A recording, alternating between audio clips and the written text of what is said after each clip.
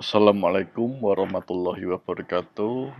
Selamat datang bertemu lagi di channel Benmur Consulting. Baik, kali ini kita akan membahas tentang klaim JHT berdasarkan Permenaker nomor 4 tahun 2022, di mana Permenaker ini merupakan pengganti dari Permenaker nomor 2 yang juga baru saja diterbitkan oleh pemerintah. Nah, kenapa Permenaker ini muncul, kemudian apa isinya, kita akan mulai bedah, mulai dari latar belakang sampai dengan bagaimana cara pengajuan JHT yang terbaru, ya.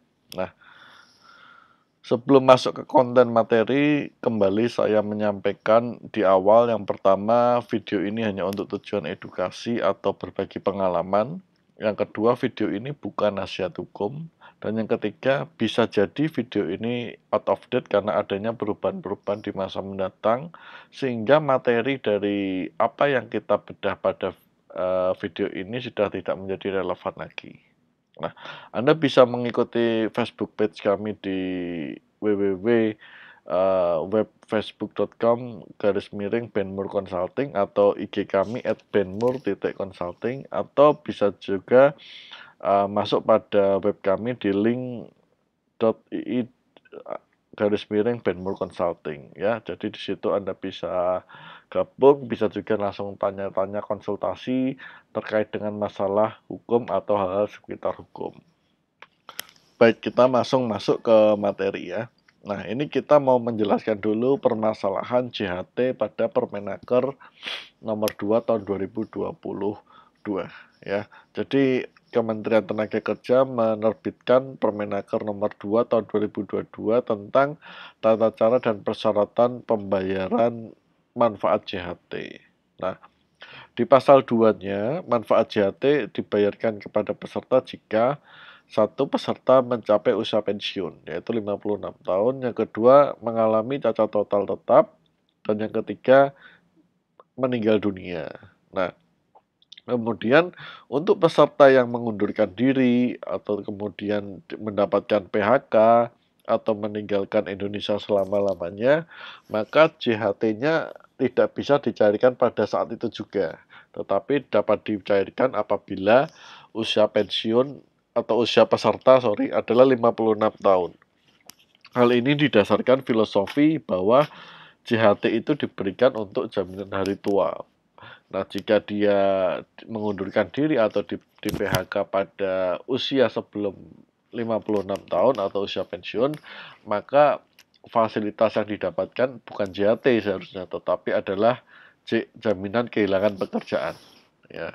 Nah, atas hal tersebut, aturan tersebut, maka ini menimbulkan polemik dan banyak sekali pekerja dan buruh yang melakukan protes dan demonstrasi. Nah, ini adalah beberapa contoh, ya. Jadi kita lihat respon dari masyarakat, terutama buruh dan pekerja, terkait aturan dari Permenaker nomor 2 tahun 2022. Nah, memang alasannya uang JHT itu kan sebenarnya adalah uang yang diiur oleh peserta atau pekerja. Nah, kenapa ketika pekerja sudah tidak memiliki pekerjaan tidak bisa diambil? Nah, itu yang menjadi alasan salah satu filosofinya. Nah, atas hal tersebut maka pemerintah mengeluarkan Permenaker nomor 4 tahun 2022. Ya, jadi Permenaker nomor 4 tahun 2022 ini mencabut Permenaker nomor 2 tahun 2022, di mana isinya kita akan ulas di sini, ya. Tadi latar belakangnya kita sudah tahu. Nah, sekarang kita akan coba ulas apa isinya. Yang pertama tentang peserta JHT. Nah, diatur dalam Permenaker nomor 4 tahun 2022, peserta penerima upah peserta JHT adalah peserta penerima upah pada pemberi kerja selain penyelenggaraan negara, artinya selain PNS, ya, PNS, TNI, Polri, kemudian pegawai-pegawai pemerintah, intinya selain itu, yaitu pekerja pada perusahaan, pekerja pada orang perorangan, orang asing yang bekerja di Indonesia minimal 6 bulan. Kemudian yang kedua adalah peserta yang bukan merupakan penerima upah, pemberi kerja, pekerja mandiri, dan pekerja selain pada huruf B yang bukan menerima upah, artinya selain pekerja mandiri. Nah, termasuk diantaranya adalah pekerja yang memiliki hubungan kemitraan. Jadi ini mirip seperti teman-teman kita atau rekan-rekan kita di ojek online, seperti itu ya, ojek online atau apa yang delivery secara online itu ya, menggunakan aplikasi yang sifatnya adalah kemitraan, seperti itu. Nah, kemudian manfaat JHT. Nah, ini yang penting ya, ketika tadi di Permenaker nomor 2 tahun 2022 itu dibatasi bahwa peserta yang PHK, resign atau meninggalkan Indonesia dan usianya belum 56 itu kan belum bisa mendapatkan JHT. Nah, ini dirubah.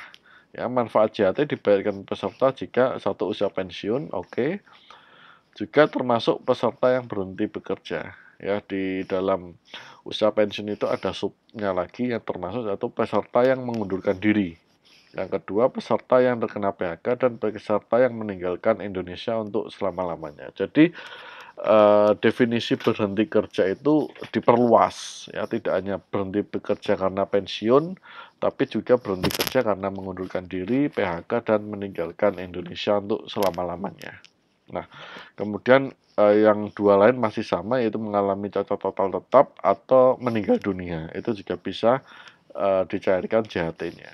Nah, kemudian pembayaran JHT bagi usia pensiun dibayarkan secara tunai dan sekaligus, ya. Jadi tidak bisa dicicil, tidak bisa ditunda, dan harus tunai dan sekaligus kepada peserta pada saat satu usia pensiun yang diatur dalam PK, PP atau PKB ya.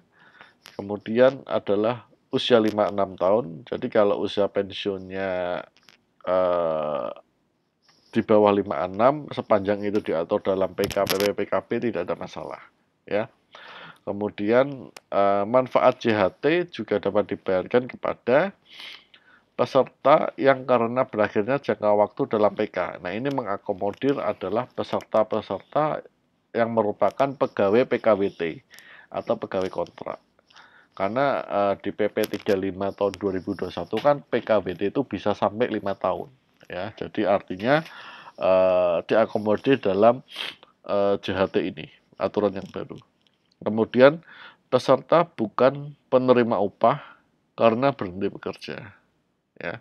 Nah, kemudian permohonan pembayaran manfaat JHT bagi peserta pensiun dapat diajukan kepada BPJS Ketenagakerjaan ya. Ingat ya, jadi pengajuannya adalah ke BPJS Ketenagakerjaan ya, dengan melampirkan kartu peserta, KTP atau bukti identitas lain. Nah, cuma dua itu bagi yang pensiun. Jadi sangat simpel ya. Kenapa? Karena sudah pensiun itu sudah secara umum ya di Indonesia itu pensiun itu usia 56 ya. Karena ini kita tidak berbicara tentang ASN, TNI, Polri, sehingga rata-rata pegawai swasta, BUMN atau perusahaan UKM, UMK atau yang lain itu rata-rata usia pensiunnya 56 tahun. Ya, jadi cukup KTP sehingga bisa dibuktikan usianya sudah 56 sama kartu peserta BPJS. Nah, kemudian untuk yang peserta mengundurkan diri, cacat total atau yang terkena PHK dapat dibayarkan JHT-nya secara tunai dan sekaligus ya, sama ya, setelah melewati masa tunggu 1 bulan sejak diterbitkan keterangan pengunduran diri dari pemberi kerja. Ya, jadi ada syaratnya 1 bulan sejak diterbitkan keterangan pengunduran diri dari pemberi kerja. Nah, itu untuk yang mengundurkan diri sebenarnya. Untuk yang cacat total pasti nanti ada syarat-syarat yang lain maupun yang terkena PHK. Ya, nah ini pengajuan pembayaran JHT bagi peserta yang mengundurkan diri. Nah, dokumennya apa saja? Yang pertama kartu peserta pasti. Yang kedua, KTP atau bukti identitas lain. Nah, ini saya mau sampaikan bukti identitas lain itu sebenarnya selain KTP adalah paspor, ya. Nah, mungkin kalau dari pihak kementerian atau pihak BPJS Ketenagakerjaan ingin menyampaikan bukti-bukti identitas yang lain, mungkin sebenarnya bisa disampaikan, ya. Tapi secara umum bukti identitas diri itu KTP dan paspor, ya. Kalau yang lain tinggal nanti diatur oleh masing-masing lembaganya. Nah, Tadi selain kartu BPJS, kembali ya, untuk syarat pengajuan pembayaran manfaat JHT, kartu BPJS sama kartu KTP dan keterangan pengunduran diri. Ya, jadi ketika Anda mengundurkan diri, pastikan Anda minta surat keputusan pengunduran diri dari pemberi kerja atau HRD Anda, karena itu Anda gunakan juga untuk pembayaran manfaat JHT Anda. Ya.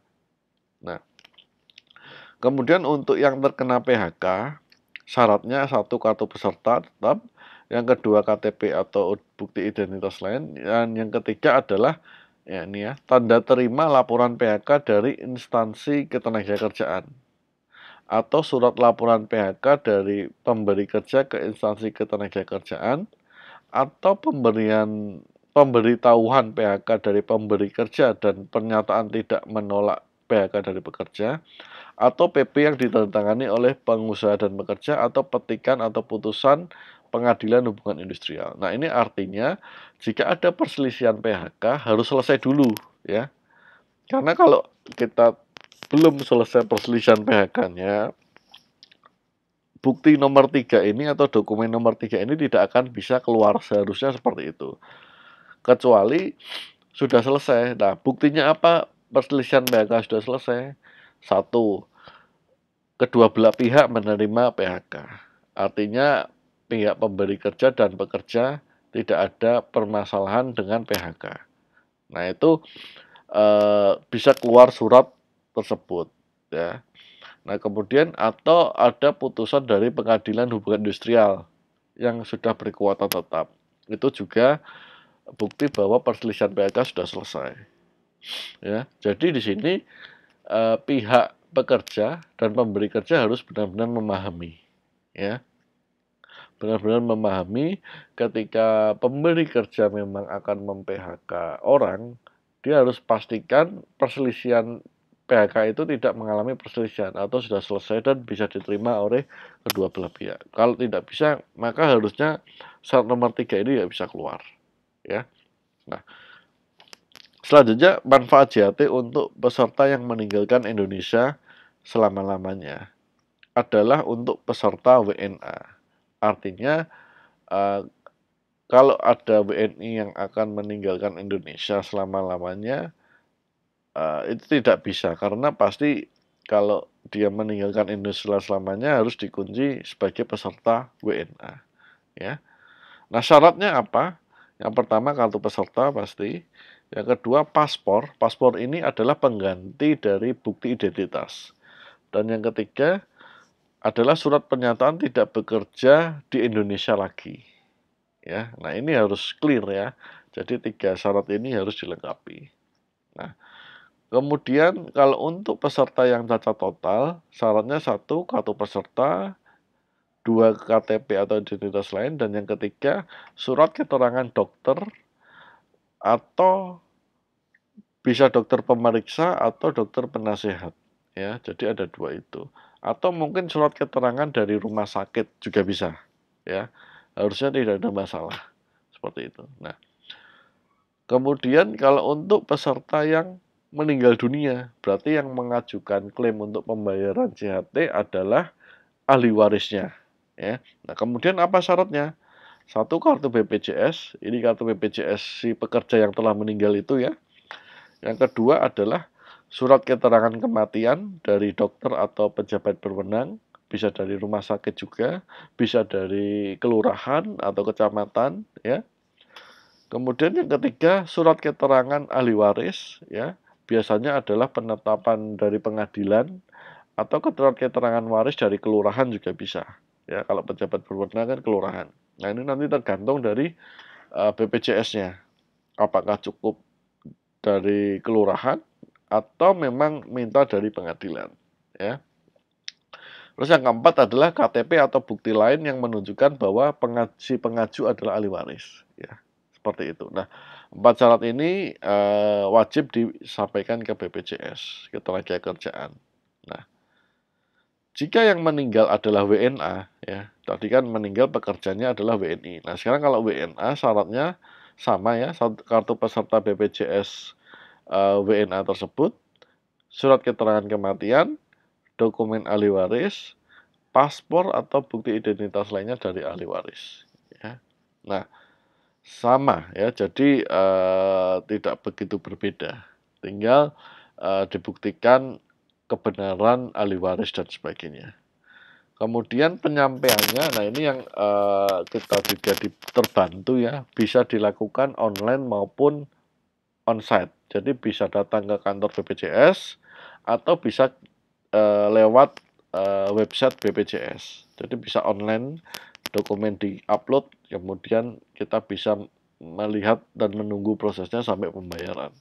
Nah, jika ada tunggakan pembayaran, nah ini kadang ini ditemukan ya dalam satu case ya, maka peserta yang menunggak pembayarannya diberikan hanya dari iuran yang telah dibayarkan dan pengembangannya. Ya, jadi katakanlah nunggak 2 bulan, tapi kerjanya sudah katakanlah 5 tahun, ya berarti dibayarkannya adalah 4 tahun 10 bulan, sisa 2 bulan menunggak tidak dibayarkan. Lalu tunggakan itu wajib ditagihkan ke pemberi kerja. Kenapa? Nah, karena yang memiliki kewajiban memotong iuran dari pekerja maupun dari pemberi kerja itu adalah pemberi kerja. Jadi pemberi kerja kenapa tidak memotong iuran BPJS-nya selama si pekerja bekerja. Nah, maka ditagihkannya adalah ke pemberi kerja, seperti itu. Bila iuran telah dibayarkan oleh pemberi kerja, yang tunggakan tadi ya, maka BPJS Ketenagakerjaan wajib membayarkan kekurangan manfaat JHT kepada peserta atau ahli warisnya. Ya, nah jadi itu syarat-syaratnya sudah dibikin simpel. Kemudian tuntutan tadi dari masyarakat, buruh pekerja sudah diakomodir. Artinya pegawai atau peserta yang mengundurkan diri atau di PHK pada saat itu juga bisa mengajukan klaim JHT dengan masa tunggu 1 bulan. Dan pembayarannya pun dibayarkan secara tunai dan sekaligus sepanjang memang syaratnya sudah dipenuhi dan diverifikasi sesuai. Seperti itu. Nah, selanjutnya jika Anda masih memiliki kebingungan atau beberapa pertanyaan tentang pembayaran JHT, Anda bisa konsultasi atau diskusi lebih lanjut pada link yang ada pada layar Anda. Ya, saya pikir itu saja yang mau saya sampaikan. Terima kasih sudah menonton. Mohon maaf jika ada hal yang kurang berkenan. Saya pamit. Assalamualaikum warahmatullahi wabarakatuh.